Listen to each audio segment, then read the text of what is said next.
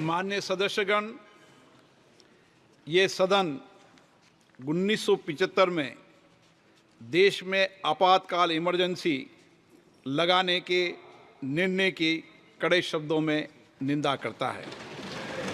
इसके साथ ही हम उन सभी लोगों की संकल्प शक्ति की सराहना करते हैं जिन्होंने इमरजेंसी का पुनर्जुड़ो विरोध किया, अभूतपूर्व संघर्ष किया और भारत के लोकतंत्र की रक्षा का दायित्व निभाया।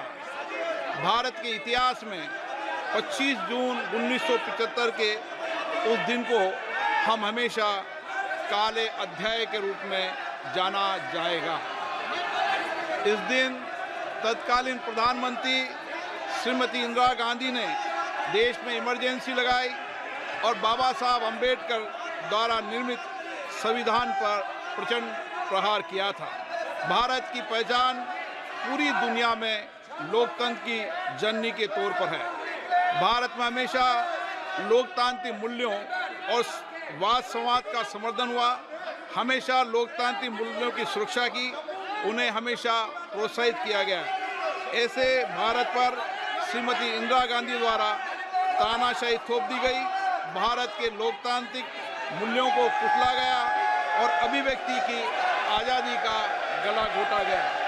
इमरजेंसी के दौरान भारत के नागरिकों के अधिकार नष्ट कर दिए गए, नागरिकों से उनकी आज़ादी छीन ली गई। ये वह दौर था जब विपक्ष के नेताओं को जेल में बंद कर दिया गया, पूरे देश को जेल खाना बना दिया गया। तब की तानाशाही सरकार ने मीडिया पर अनेक पाबंदियां लगा दी गई थी, न्यायपालिका की स्वतंत्रता पर अंकुश लगा दिया गया था।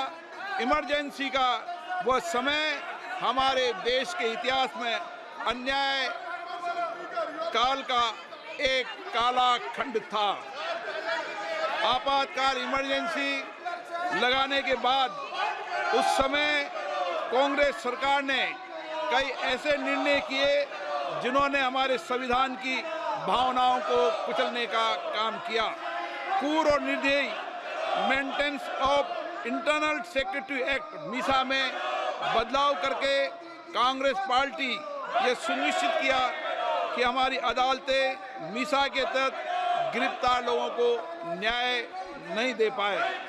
मीडिया को सच लिखने से रोकने के लिए parliament presidency production of publication refill act, press council refill act और prevention of publication of objectionable matter act लाए गए।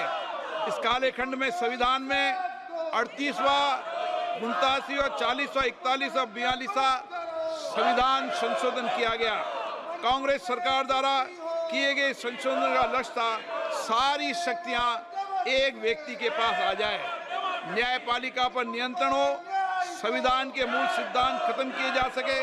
ऐसा करके नागरिकों के अधिकारों का दमन किया गया और लोकतंत्र के सिद्धांतों पर आघात किया।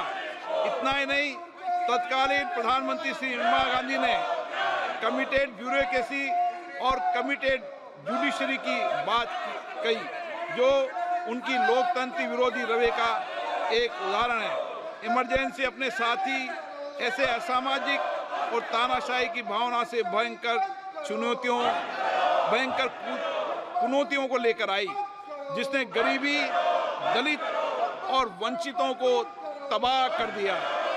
इमरजेंसी के दौरान लोगों को कांग्रेस सरकार द्वारा जबरन थोपी गई अनिवार्य नसबंदी का, शहरों में अतिक्रमण हटाने के नाम पर मनमानी का और सरकार की कुनीतियों का प्रहार झेलना पड़ा।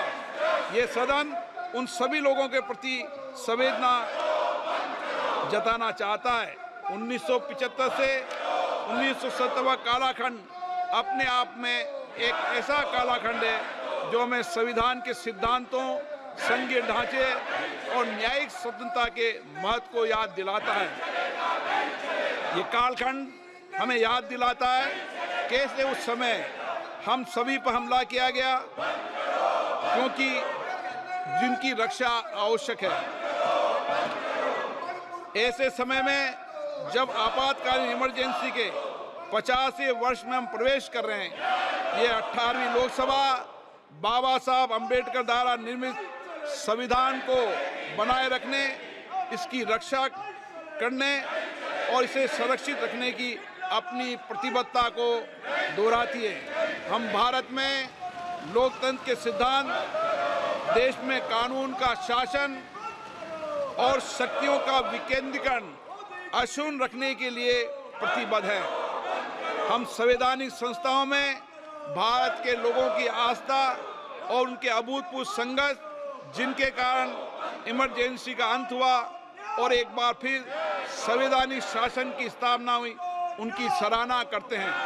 1975 में आज 26 जून के दिन ही देश इमरजेंसी की क्रूर सच्चाइयों का सामना करते हुए उठा था।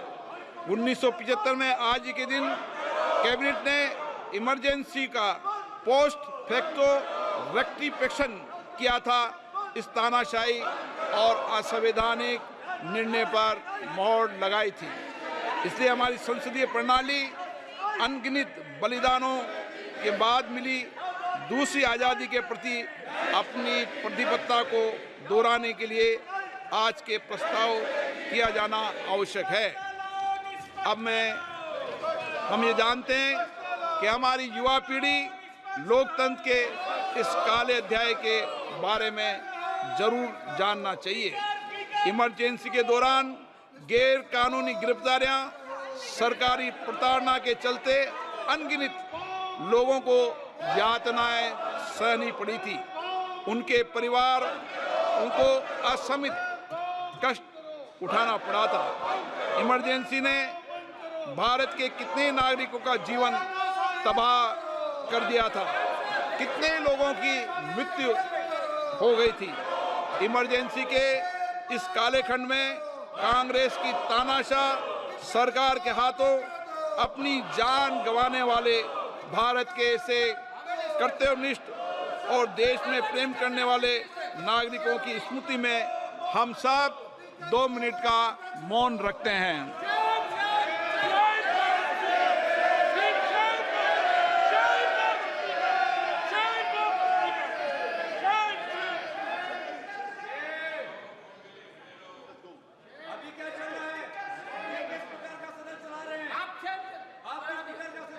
ओम शांति।